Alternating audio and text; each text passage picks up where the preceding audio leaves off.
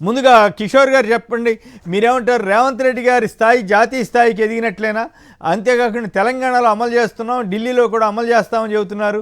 మరి అక్కడ ఆపు ప్లస్ మీరు కూడా ప్రధాన ప్రత్యర్థులు కాబట్టి దాన్ని ఏ రకంగా ఎదుర్కొంటారు? నిజంగానే ఢిల్లీలో సిద్ధరామయ్య లాంటి అనుభవజ్ఞులు ఉన్నప్పటికి కూడా రేవంత్ రెడ్డి గారికి ప్రయారిటీ ఇచ్చినట్లా, లేక ఆయన కూడా పిలుస్తారేమో తెలియదు. కానీ బట్ రేవంత్ రెడ్డిని ఒకసారిగా జాతీయ స్థాయికి తీసుకెళ్లడం ద్వారా తెలంగాణలో కాంగ్రెస్కి కాస్త బెటర్ పరిస్థితులు వస్తుందా?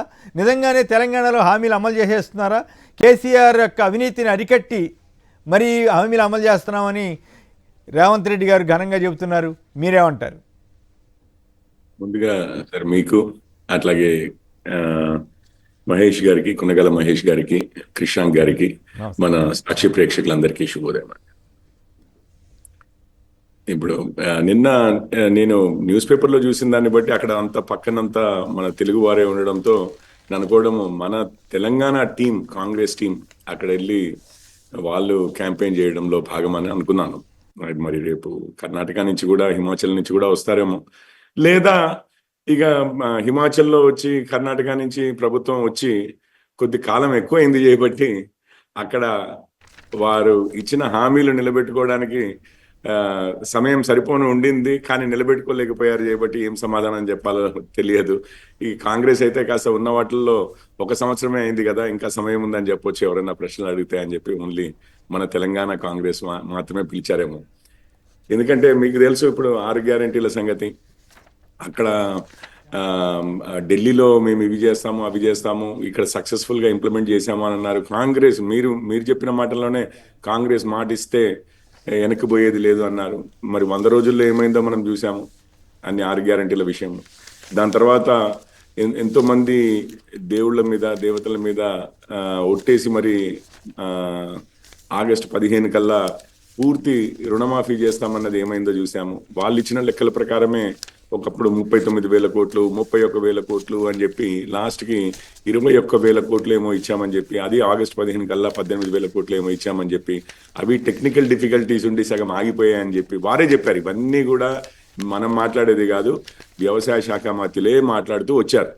సో మరి ఏ విషయంలో ఏ మాట నిలబెట్టుకున్నారు అన్నది మనందరికీ తెలిసిన విషయమే. మహిళలకి 2,500 కానివ్వండి, పోయినసారి పంటకి అసలు ఎటువంటి ఇన్పుట్ సబ్సిడీ లేకపోవడమే కానివ్వండి, కౌలు రైతులకు ఇస్తామన్న డబ్బులే కానివ్వండి, రైతు కూలీలకి చేస్తామన్న న్యాయమే కానివ్వండి, ఇట్లా మనం చెప్పుకుంటూ పోతే ప్రతి ఒక్కరికి, విద్యార్థులకి, నిరుద్యోగులకి నిరుద్యోగ భృతే కానివ్వండి, ఇవన్నీ విషయాల్లో కూడా ఎక్కడ ఏవి సక్సీడ్ అయ్యారో మనకు తెలియదు. కానీ ఢిల్లీలో కాస్త రాష్ట్రాల విషయంలో పెద్దగా నేషనల్ మీడియా కానివ్వండి, లేకపోతే ఢిల్లీ వాళ్ళకే కానివ్వండి, ఇప్పుడు నార్త్ ఈస్ట్ అయినా, మన సౌత్లో అయినా, ఇంకా వేరే రాష్ట్రాలే అయినా కానీ, ఈవెన్ ఒడిశా, వెస్ట్ బెంగాల్ గురించి అయినా కానీ పెద్దగా డీటెయిల్స్ ఎక్కువ తెలియజేయబట్టి ఇక్కడి నుంచి మన వాళ్ళు వెళ్ళి అక్కడ ఏదో చేస్తున్నాము, అద్భుతాలు సాధిస్తున్నాము, సృష్టిస్తున్నాము అంటే పెద్దగా వారికి కూడా వెరిఫై చేసుకోవడానికి కూడా పెద్దగా ఇది కూడా ఉండదు చేయబట్టి అనుకోవడం, నేను ఈ ఫేసెస్ ఉండాలి, మా ప్రభుత్వం అక్కడ ఉంది, ఇక్కడ ఉంది అని చెప్తున్నారని నేను అనుకుంటున్నాను. అంటే దీని మీద చెప్పండి, కేటీఆర్ ఇష్యూలో మళ్ళీ వెళదాం. ఈ రేవంత్ రెడ్డి గారిని జాతీయ స్థాయికి ఎలివేషన్ ఇస్తున్నట్లేనా? ఇప్పుడు బీజేపీలో కిషన్ రెడ్డి గారు ఎట్లాగో కేంద్ర మంత్రిగా దాదాపు ఇప్పుడు 6వ సంవత్సరంలో కూడా ఆయన, అంటే 10 ఏళ్ళు ఉండబోతున్నారు, ఇంకో 4 ఏళ్ళు కూడా ఉంటారు. తర్వాత అంటే 10 ఏళ్ల పాటు సెంట్రల్లో ఉన్న తెలంగాణ నేతల్లో జైపాల్ రెడ్డి తర్వాత ఈయనేమో. సో కిషన్ రెడ్డి గారికి ఆ ఎలివేషన్ వచ్చింది. ఇక్కడ మరి రేవంత్ రెడ్డి గారికి అదే తరహాలో కాంగ్రెస్ పార్టీ ఎలివేషన్ ఇవ్వడానికే ఈ ప్రయత్నం చేస్తుందా? ప్లస్ అక్కడ ఉన్నటువంటి తెలుగు వాళ్ళని కానీ, అక్కడ ఉన్నటువంటి కాంగ్రెస్ శ్రేణులకు కానీ ఉత్సాహం ఇవ్వడానికి ఇవి ఉపయోగపడుతుందా?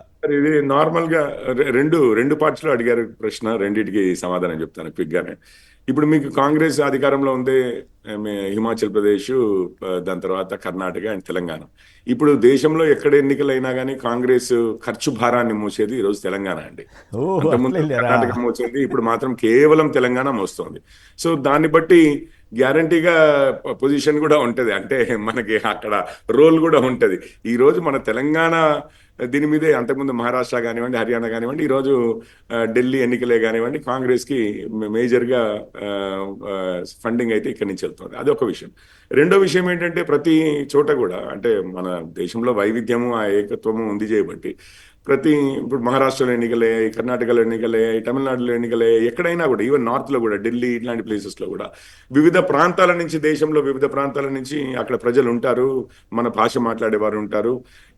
వీటికి ఏం చేస్తామంటే ఈవెన్ బీజేపీలో అయినా ఇతర పార్టీ వాళ్ళైనా కానీ మామూలుగా నేషనల్ పార్టీస్ ఉన్నప్పుడు ఏం చేస్తారంటే అక్కడ ఆ స్టేట్స్ నుంచి మన లీడర్స్ని, అన్ని రాష్ట్రాల నుంచి మన లీడర్స్ని ఆ భాష మాట్లాడే వాళ్ళు, ఆ ప్రాంతం వాళ్ళు, ఆ ఏరియాలలో క్యాంపెయిన్ చేస్తాం. లేకపోతే అంటే క్యాంపెయినింగ్ కాదు కిషోర్ గారు, బీజేపీ వాళ్ళు కూడా మన దగ్గర వచ్చి చేస్తున్నారు కదా. మీరు వ్యూహాత్మకంగా రేవంత్ రెడ్డికి ఢిల్లీలో ఎలివేషన్ రావడానికి మీకు అంత ఇష్టం ఉండకపోవచ్చు సహజంగానే, కానీ బట్ అన్ని పార్టీల వాళ్ళు ఎలక్షన్ ప్రచారం చేయడం వేరు, ఎలక్షన్ మేనిఫెస్టో సంబంధించి రిలీజ్ చేయడం ద్వారా అతన్ని ఎలివేట్ చేయడం ద్వారా కాంగ్రెస్లో భవిష్యత్తులో అతను ఏఐసిసి స్థాయికి వెళ్తాడు అనేటువంటి ఇండికేషన్ ఇవ్వడం కాదా అనేది ఒక సందేహం. మనకేం ఆబ్జెక్షన్ ఉంటుందండి? మన రాష్ట్రం నుంచి ఎవరైనా కానీ కేంద్రంలో ఏ పార్టీలో ఎదిగినా కానీ మన రాష్ట్ర వాసిగా మనకేం ఆబ్జెక్షన్ ఉండదు కదా. అంతకుముందు పివి నరసింహారావు గారు మన దగ్గర నుంచి ప్రధానమంత్రి అయితే మనం కదా హక్కున చేర్చుకుంది, భుజాల మీద వేసుకుంది. కాంగ్రెస్ వారే దూరం పెట్టినా కూడా మన రాష్ట్ర ప్రజలు, మన తెలుగు వారము మనము కదా హక్కున చేర్చుకుంది.